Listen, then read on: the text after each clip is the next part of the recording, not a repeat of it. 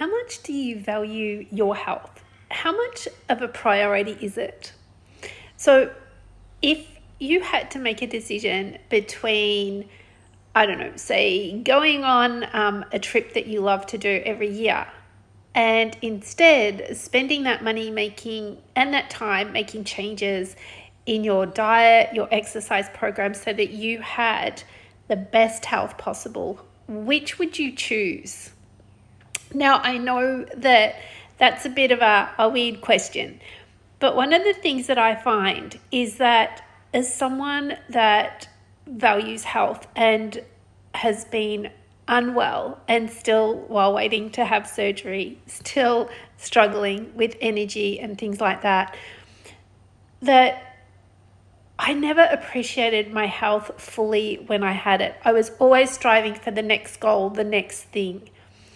And then as my health started to decline, and as I tried to do things that normally I would smash out really quickly, like I can't even do a workout anymore.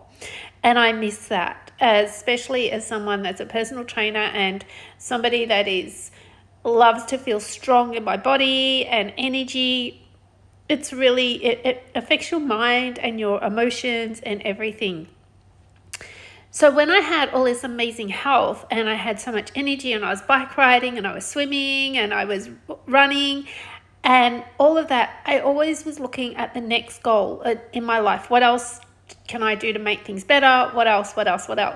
Instead of stopping and appreciating it, stopping and having the awareness that, wow, I can do all these things. How lucky am I? And being grateful for it.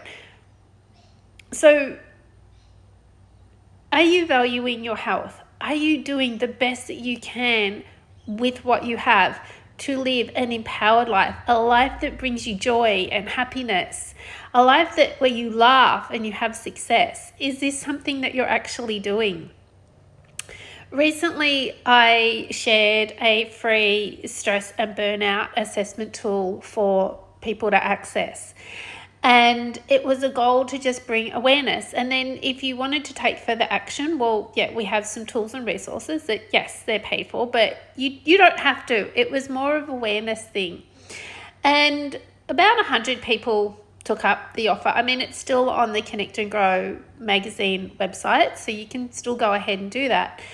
But one of the things is that a lot of people, it's also on the Break Free Consultancy website, just remembered.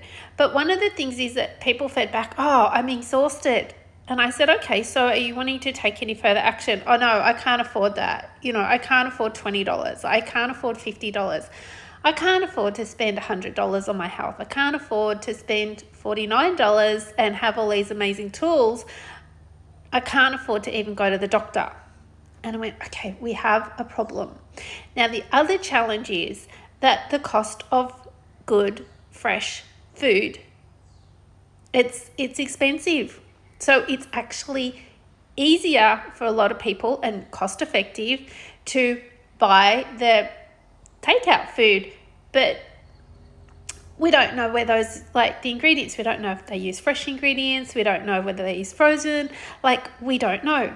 But we do know that there's time management, so feeling time poor, not enough money to go and buy the fruit and veggies that you may want in your meal, then feeling depleted because everything costs so much, so then that impacts your energy again, and then you choose something that's maybe more processed, not as good for your body, and then over time your health starts to decline because it's not getting the fresh raw nutrients that it requires. So what is the answer?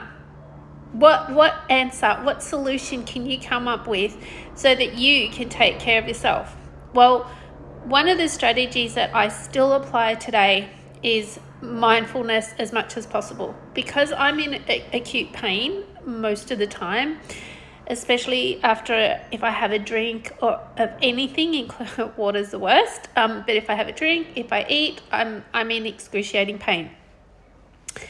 But I need to try and get the vitamins in. So it's about finding the right texture, the right tools, and it costs a lot of money the right protein powder so that I can try and keep my muscles strong. Then the energy and the time to actually make the right smoothie for my body and be able to then keep drinking it in small amounts over the day, but also conserving my energy. My emotional well-being was also being triggered. So what I did is, and this is a tool I've always done, is I do some meditation. For an ADHD person, that can be a challenge. So my strategy for meditation as a neurodivergent person is to put on music or even go outside and just close my eyes and focus on my breathing and just keep bringing everything back to my breathing, noticing how my body starts to feel and really connecting in. Yes, I get distracted. Yes, I get thoughts. Yes, if a plane flies over, I'm suddenly like, that was a plane. Like, I hear everything, I get distracted, but what I do is always bring it back to my breathing. It's a strategy and tool. And it doesn't matter how tired I feel or how energized I feel, I aim to do at least 2 to 3 of those 5 to 10 minute sessions throughout the day. And you'd be surprised at how much it can help with when you're going into overwhelm, how much it can help with just minimizing the pain a little bit if you're in pain.